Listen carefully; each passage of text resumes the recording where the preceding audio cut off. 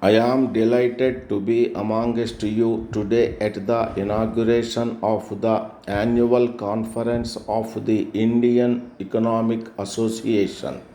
I have had a long association with it, and when an opportunity is presented to renew that association in the form of an invitation, I have readily accepted.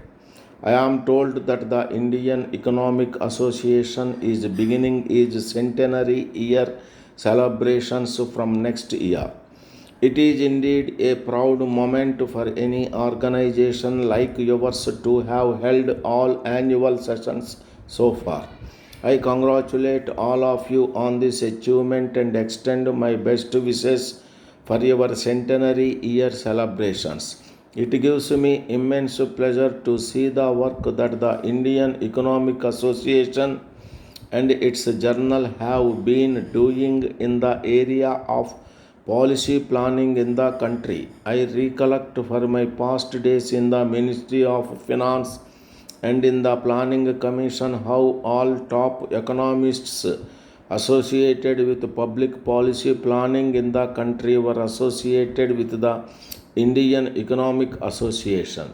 The Constitution of Indian Economic Association lists the objective of the association to promote the study, teaching and research of economics in general and to study the problems of Indian economy in particular.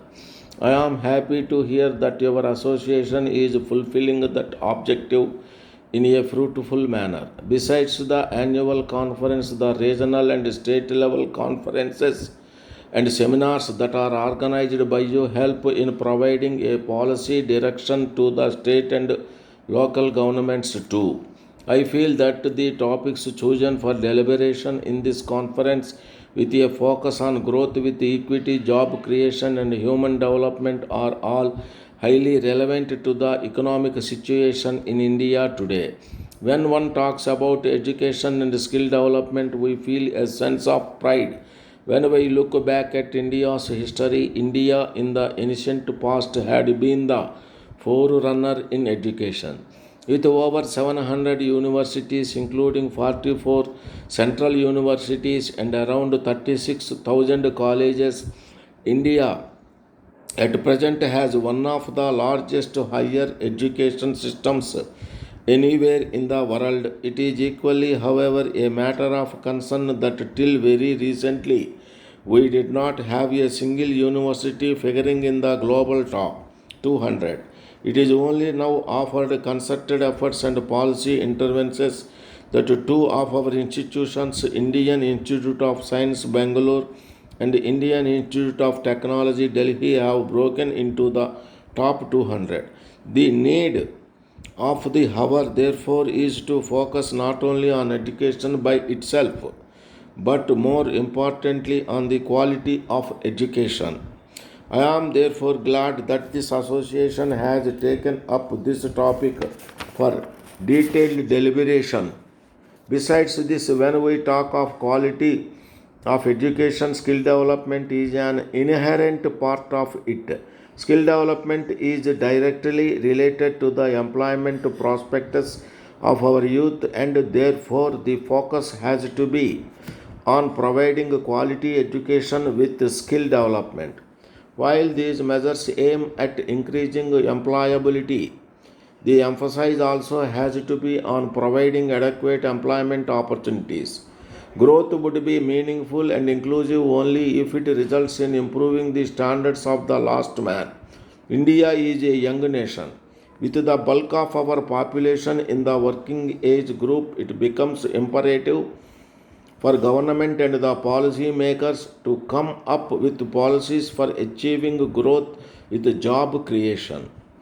I am confident that the deliberations of this conference will provide valuable policy guidelines to educational institutions and government at large. With these few words, I formally declare this session of the Indian Economic Association open and wish you all success. Thank you. Dear sir, we have received your letter and we would like to confirm your participation in our upcoming conference. We expect 2 to 300 participants to attend this conference. We will forward complete agenda to you in late December, but in the meantime we wish to give a few preliminary details. You are scheduled to deliver your presentation on asset management on the 1st February. You will be responsible for preparing thoroughly for the session and presenting a well thought out presentation. It is our expectation that participants should feel that they have gained valuable knowledge after leaving your session.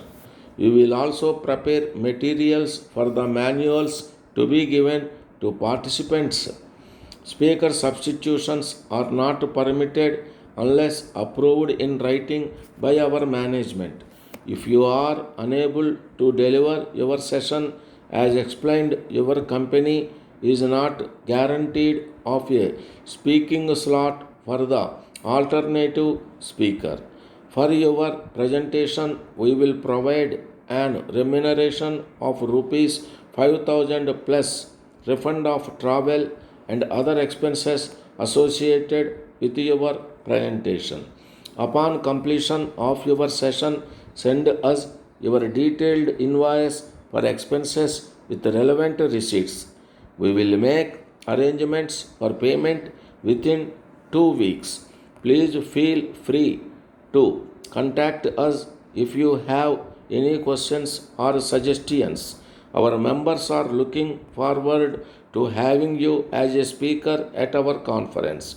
You will also have an opportunity to benefit from the exposure to our member forums. Yours faithfully.